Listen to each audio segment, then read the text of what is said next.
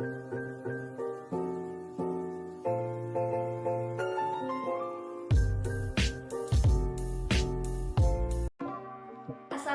warahmatullahi wabarakatuh. Saya Dinda Novalinda, NIM 2002-1040-2113, Program Studi Pendidikan Bahasa dan Sastra Indonesia Universitas Jember. Video ini saya buat untuk memenuhi tugas ujian akhir semester mata kuliah Bahasa Bantu dengan dosen pengampu Bapak Siswanto. Di sini saya bersama teman saya, Fatul Umar. Nah, kebetulan kita berdua dari Jember. Di Jember ada bentuk budaya yang biasa dikenal dengan istilah Pandalungan. Salah satu bentuk budayanya yaitu terletak pada penggunaan bahasa. Jember itu memiliki masyarakat yang heterogen. Nah, menurutmu nih, heterogen yang seperti apa sih? Jadi heterogen itu muncul karena adanya percampuran antara masyarakat Jawa dan masyarakat Madura. Nah, ya, benar banget. Karena faktor tersebut, Jember memiliki keunikan tersendiri dibandingkan dengan daerah lain, sehingga menjadi suatu kebudayaan baru yang disebut dengan istilah Pandalungan. Bagaimana dengan struktur kalimatnya ya? Struktur kalimat, ya, jadi struktur kalimat antara bahasa Jawa dialek Jember dan bahasa Jawa itu standar pada tingkat ngoko. Contohnya nih ya, roga anai Pak Yoyo cek nakale soro. Apa itu artinya? Belum tahu nih. Jadi Jember memiliki dialek khas tersendiri yang membedakan dengan daerah lainnya. Dialek ini merupakan pencampuran antara dua bahasa, yaitu bahasa Jawa dengan bahasa Madura. Dialek ini unik dan hanya bisa dipahami oleh masyarakat tertentu saja. Dialek ini biasanya disebut dengan istilah bahasa Jemberan oleh kalangan masyarakat. Kali ini saya akan mengartikan fungsi dari beberapa dialek yang ada di Jember, yang diantaranya ada siah, marah, cek, rakah, mataker, boh, dan ceremeh. Yang pertama, siah. Kata ini biasanya dipakai ketika kita mendengar atau menerima pernyataan dari lawan bicara. Namun kita ragu akan pernyataan tersebut. Lebih kepada ungkapan keraguan akan sebuah pernyataan. Biasanya kata siah terpakai di awal kalimat keraguan yang akan kita ungkapkan kepada lawan bicara. Contohnya, siah tenan tah sing genakon. Jika diartikan dalam bahasa Indonesia, beneran, yang benar saja kamu. Nah, kalimat tersebut menyatakan keraguan seseorang antara mana yang benar dan mana yang tidak. Yang kedua, marah. Ini adalah kata serapan dari bahasa Madura yang berarti ayolah. Di Jember sendiri, kata ini sangat sering terpakai dalam kehidupan sehari-hari. Ungkapan yang terkandung adalah memastikan pernyataan dari lawan bicara. Penggunaan kata ini biasanya diiringi dengan kalimat-kalimat untuk memastikan hal atau pernyataan yang terjadi. Contohnya, yo wes cak marah agian selak budal ki. Jika diartikan dalam bahasa Indonesia, ya sudah kak, ayolah cepetan keburu berangkat nih. Yang ketiga, cek. Kata yang satu ini memiliki trafik yang tinggi dalam pembicaraan masyarakat Jember sehari-hari. Cek menunjukkan suatu hal yang lebih, sangat, atau banyak. Contohnya pada kalimat di awal tadi, roga anai Pak Yoyo cek nakale soro.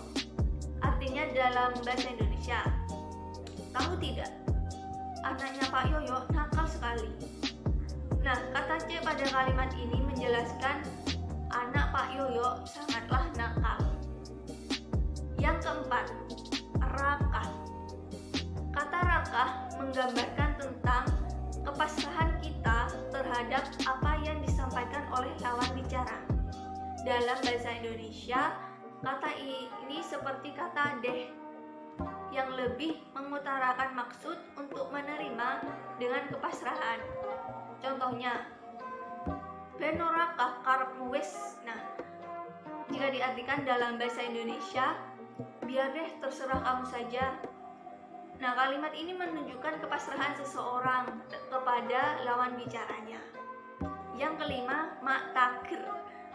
Kata ini berfungsi untuk meyakinkan kembali bahwa pernyataan dari lawan bicara memang seperti itu adanya. Contohnya, maktakir ngono sih omongane. Jika diartikan dalam bahasa Indonesia, kok segitunya sih bicaranya. Yang keenam, boh. Kata ini mengungkapkan keheranan seseorang. Kata ini juga bisa dipakai sebagai kata tunggal atau dapat diiringi dengan kata lain yang fungsinya sama. Contohnya, Boni, cak leternya kamu sekarang.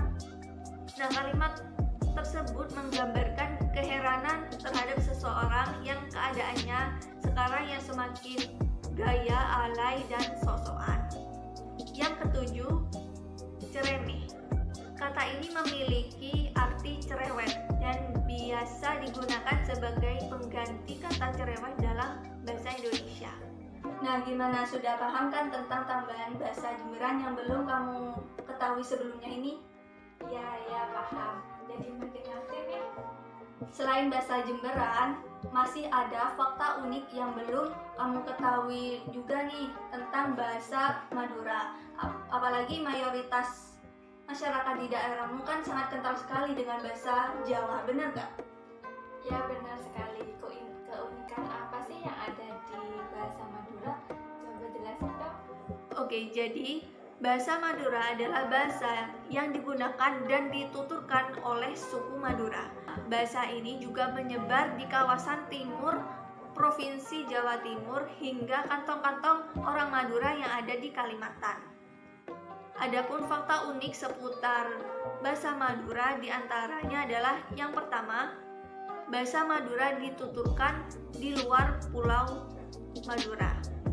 Ya, seperti yang kita ketahui, bahasa Madura ini berpusat di Pulau Madura. Tetapi bahasa Madura juga dituturkan oleh orang yang bukan suku Madura.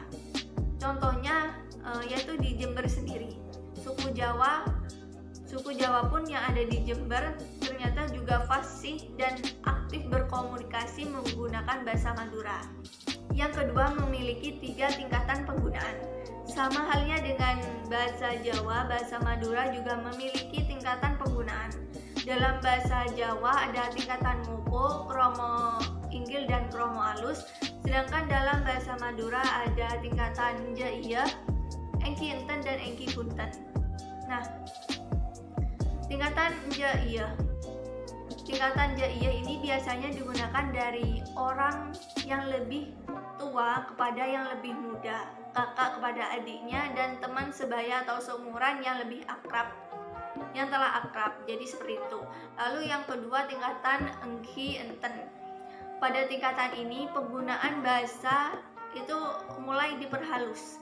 Biasanya tingkatan ini digunakan oleh orang yang baru kenal, pembicaraan antara mertua dan juga menantu, serta percakapan suami dan juga istri.